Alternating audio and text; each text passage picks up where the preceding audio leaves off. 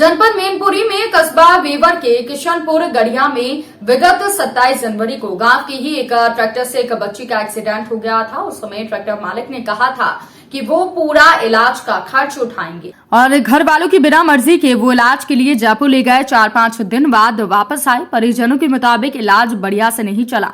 परिजनों ने शव रखकर जाम लगाया। पुलिस के समझाने पर जाम को खुलवाया गया। उधर पुलिस ने मुकदमा दर्ज कर लिया है। पोस्टमार्टम रिपोर्ट आने के बाद उचित कार्यवाही की जाएगी। परिजनों ने क्या कुछ कहा, आइए सुनते हैं। नाम है आपका? नन्नी देवी। आप यहाँ पे आई हो, किस लिए आई हो? जाम लगाया, क्यों लगाया आपने? मेरी रिपोर्ट नहीं लिखी इसलिए जाम लगाया। कहाँ पे जाम नहीं लगाया? मुकदमा लिखूंगा मैं। आज मुकदमा लिखूंगा मैं, तुमको बताता हूँ कैसे होता है। बताओ।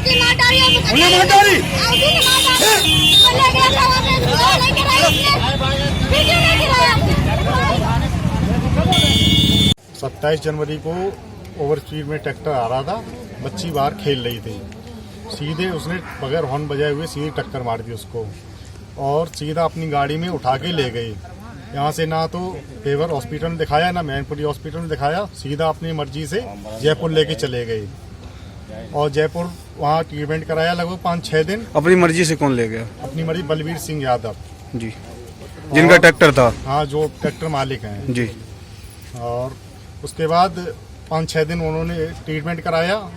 ट्रीटमेंट करा के 6 दिन बाद छुट्टी करा के ले आए। उसके ट्रैक्टर सीधा पाँव पैर पे चढ़ा था उसके, बिल्कुल।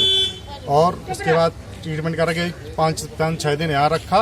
5-6 दिन रखने के बाद सीधा फिर कहा कि यहाँ पे कि इसका कोई इलाज नहीं हो पाएगा, ये वो। फिर थोड़ा दबाव पड़ा। दबाव पड़ने के बाद जयपुर ले गए 3-4 दिन पहले। 3-4 उसके बाद आज उसकी डेथ हो गई। इसकी जानकारी आपने थाने में दी? थाने में कल आज सुबह दी थी। उन्होंने NCR ली है। उनका पोस्टमार्टम रिपोर्ट आ जाए उसके बाद FIR लिखेंगे। कार्रवाई को लेकर के आश्वासन दिया? आश्वासन ये दिया है कि आप उसकी रिपोर्ट पोस्टमार्टम रिपोर्ट आ जाए उसके बाद कार्रवाई करेंगे। पोस्टमार्टम की आने के बाद उसके बाद कार्रवाई की जाएगी। के बाद बताइए। ये घटना कहाँ की है? किशनपुर गढ़िया, वेवर, थाना वेवर, जिला में। 27 तारीख को बच्ची खेल रही थी। ओवर स्पीड में ट्रैक्टर से भरा हुआ बालू भरी हुई ट्रैक्टर बिना हॉर्न से बच्ची के ऊपर चढ़ाते हुए निकल गया। और फिर उसके ट्रैक्टर के मालिक पिंटू और उसके बाप जबरदस्ती उसे बोलेरो में डाल के उसको जबरदस्ती लेके चले गए। यहाँ से इलाज का दिया कि 1 से 10 लाख तक का इलाज कराएंगे। फिर यहाँ से लेके चले गए। यहाँ से आगरा गए। आगरा से उन्होंने सीधा वहाँ ले गए जयपुर 5-6 दिन रखा। उसके बाद वहाँ से छुट्टी करा के ज़बरदस्ती घर पे ले आए। घर से फिर यहाँ पे उसकी बच्चे की पट्टी एक प्राइवेट उसमें करवाते रहे, जिससे उसकी हालत बहुत गंभीर हो गई और सेप्टिंग फैलने लगी। फिर यहाँ से पाठक के पास ले गए। पाठक ने मना कर दिया। फिर उसके बाद फिर जयपुर ले गए यहाँ से और स्लीपर में ले गए, जिससे उसकी पैर की हालत बहुत ख़राब हो गई और 2 जगह से पैर टूट गया। फिर वहाँ जाके पैर उसका काट दिया गया। काटने के बाद उसकी सेप्टिंग बंद नहीं हुई। फिर 3-4 दिन के बाद उसकी मृत्यु हो गई। उसके बाद पोस्टमार्टम वगैरह हुआ और फिर कागज लेके मतलब छोड़ के वहाँ पे और लेके आ रहे थे। और फिर मैनपुरी में जेल चौराहे के पास कहने लगे पेशाब करने के बहाने, और वो उतर गए वहाँ से और कागज लेके सब भाग गए। पोस्टमार्टम रिपोर्ट और जितने वो कागज थे सारे लेके भाग गए। कौन लेके भाग गया? बलवीर और पिंटू। दोनों लोग थे? दोनों लोग थे। इन्हीं का ट्रैक्टर था? इन्हीं का ट्रैक्टर। बच्ची रिश्ते में कौन लगती थी आपकी? चाची। अरे भतीजी लगती थी। क्या नाम है आपका? लालू। कहाँ के रहने वाले? किशनपुर गढ़िया। घटना कहाँ की है? किशनपुर गढ़िया की। जनपद मैनपुरी में चुनावी तापमान गर्माहट में है। आपको बता दें कि मैनपुरी की करहल विधानसभा में 64 स्थानों पर भाजपा प्रत्याशी SP सिंह बघेल ने चुनाव आयोग से शिकायत की थी। उसी शिकायत पर भाजपा नेता अनुराग ठाकुर भी चुनाव आयोग पहुंचकर उन्होंने शिकायत की। आपको बता दें कि आयोग के समक्ष एक वायरल वीडियो पेश किया। वीडियो इंटरनेट मीडिया से मिला था। उसमें पाया गया कि एक व्यक्ति सभी महिलाओं के वोट डाल रहा था। उसकी जांच हुई तो सही पाया गया। जसवंतपुर मतदेय स्थल 266 पर दोबारा मतदान का आदेश दिया गया। विधानसभा में एक पोलिंग बूथ पर मतदान कराया जा रहा है। क्या व्यवस्थाएं हैं, किस तरह की मतदान प्रक्रिया चल रही है? ये करेल विधानसभा का बूथ नंबर 266 है जसवंतपुर। इस पर पुनर्मतदान का आदेश दिया है भारत निर्वाचन आयोग ने। हम लोग सब जो है यहाँ के मतदाताओं से कल अपील कर गए थे। बाकी मतदाता सब अपना वोट डाल रहा है सुबह से ही, और पुनः मतदान के लिए लोगों में उत्साह है और पूरे उत्साह के साथ। क्या कारण रहा जो पुनः मतदान किया जा रहा है? देखिए, एक कोई टेक्निकल कारण था कि एक महिला आशा कार्यकर्ता थी, उसको पोलिंग पार्टी ने पोलिंग स्टेशन के अंदर अपनी मदद के लिए रख लिया। हालांकि वो भी सरकारी कर्मचारी थी, लेकिन वो पोलिंग पार्टी के साथ ड्यूटी में नहीं थी। उसी बात को लेकर किसी ने वीडियो बना के भेज दिया, उसके आधार पर पुनर्मतदान हुआ है। कार्यकर्ताओं, हमारे जो वोटर्स थे या कार्यकर्ता थे, उनकी तरफ से कोई मतदान में गड़बड़ी नहीं की गई थी और मतदान 71% हुआ था।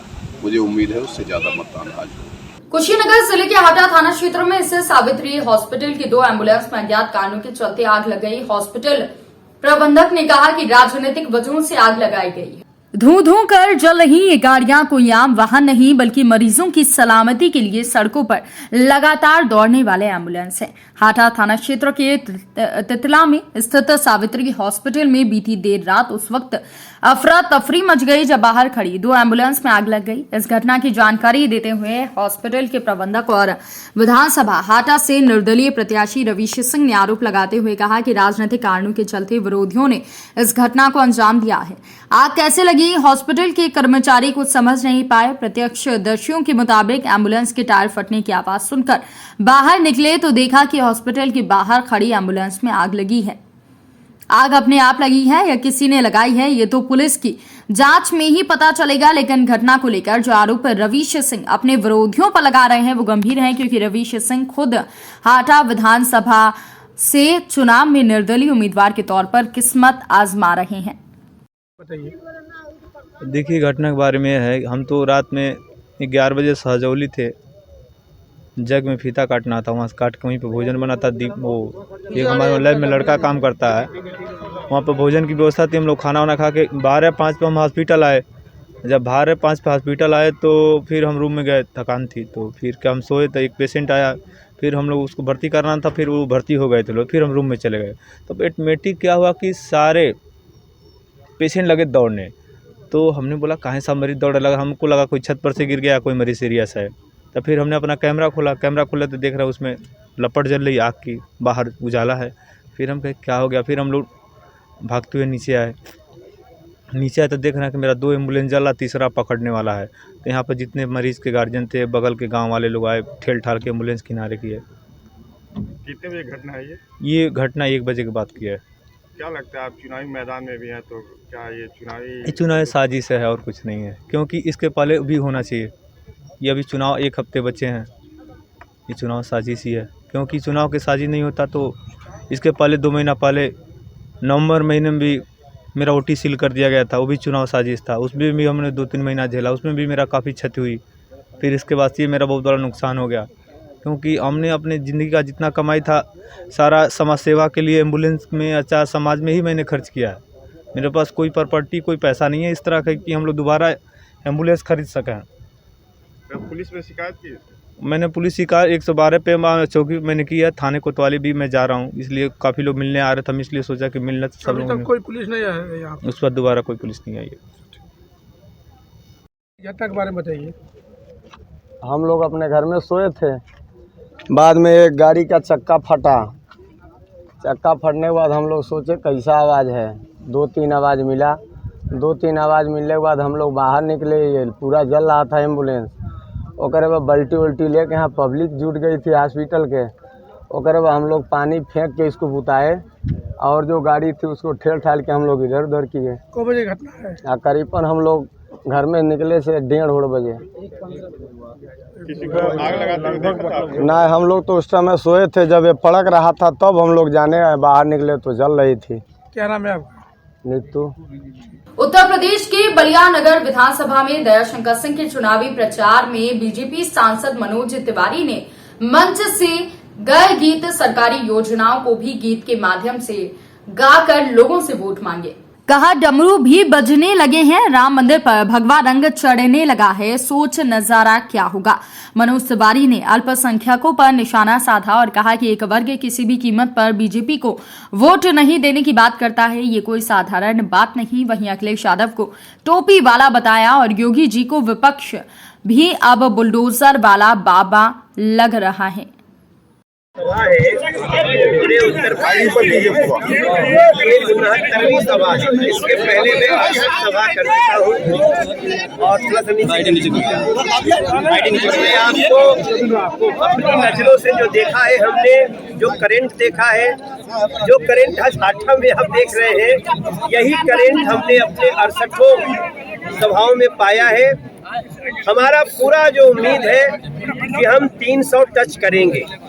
पिछली बार हमारा 325 था, हम 300 इस बार टच करेंगे। लेकिन जिस प्रकार से लोगों का प्रेम बढ़ रहा है बीजेपी के प्रति और जिस प्रकार से सिर्फ इसलिए बीजेपी का कुछ लोग, कुछ पार्टियां विरोध कर रहे हैं कि तुमने राम जी का मंदिर क्यों बनवाया, तुमने लोगों को घर घर शौचालय क्यों बनवाया, तुमने बेघर को घर क्यों बनवाया, और जिस प्रकार से गरीब जनता उमड़ के आ रही है, अगर पिछला रिकॉर्ड भी टूट जाए 325 का तो आश्चर्य किसी को नहीं करना चाहिए। बट हम लोग ये मान के चल रहे हैं कि हम 300 टच कर रहे हैं। सरकार बनने के बाद क्या माना जाए, यूपी में कुछ बात?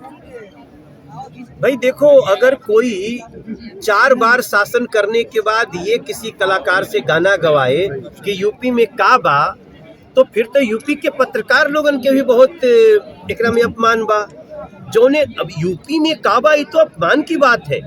आप चुनाव में ये कहिए कि तुमने विकास क्या किया, तुमने काम क्या किया, हमने क्या किया, लेकिन सीधे कह दो कि यूपी में काबा, तो फिर बुद्ध भगवान का अपमान, राम का अपमान, कृष्ण का अपमान, सबका अपमान हो गया, भगवान रविदास का अपमान। तो ऐसी स्थिति में एक ही लाइन बोलता हूँ कि ऐसा जो बोलने वाले हैं उनको याद रहना चाहिए कि यूपी में बाबा के बुलडोजर